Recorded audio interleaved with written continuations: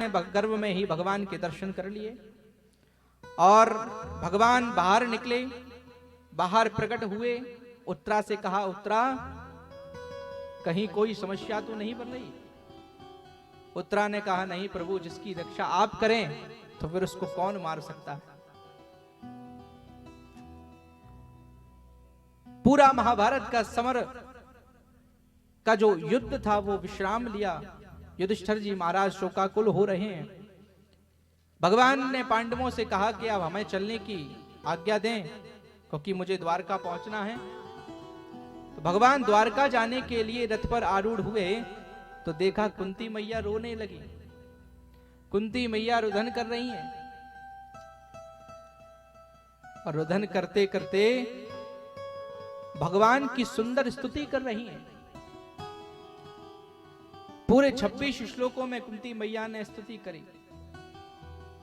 नमस्ये पुरुषं त्वाद्य मीश्वरं प्रकृते परम अलक्षयं सर्वभूतानां अंतर्बहिरे स्थितां।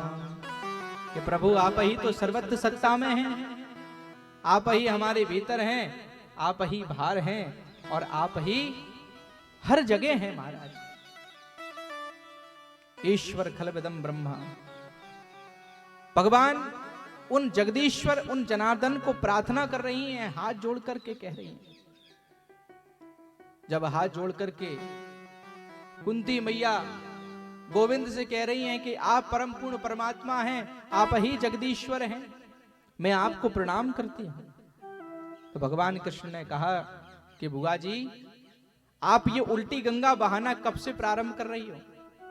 होना तो ये चाहिए कि भतीजे को, बुआ को प्रणाम करना चाहिए, और आप आज मुझे प्रणाम कर रही हैं। कुंती मैया ने कहा कि गोविंद, आज आप नहीं रोक सकते, क्योंकि आपके चमत्कार हमने देखे हैं। जब जब अर्जुन पर कोई भी विपदा आई, जब जब पांडवों पर कोई भी विपदा आई, तब तब आप उनके साथ में खड़े होकर के उनके प्राणों की रक्षा करी।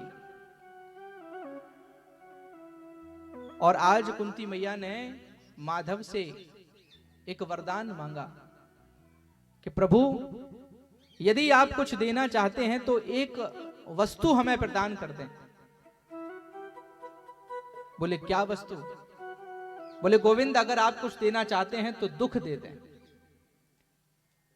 भगवान हंसने लगे। भगवान ने कहा, बुआ जी, दुनिया तो सुख की कामना करती है, सब सुख मांगते हैं, और आप पहली हैं जो इस संसार में हमसे कह रही हैं कि हमें दुख चाहिए।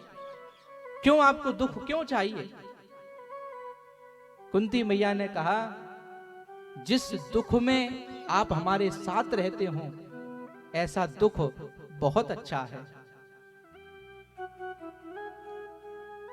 और संसार वाले तो क्या करते हैं महाराज, कि दुख में सुमिरन सब करें, पर सुख में करे न कोई। जो सुख में सुमिरन करे, तो दुख काहे को।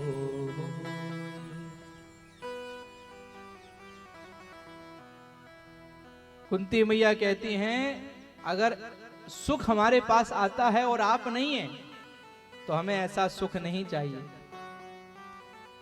कि सुख के माथे सिल पड़े, जो हरि हृदय से जाए, और बलिहारी वा दुख की, जो पल पल नाम जपाए।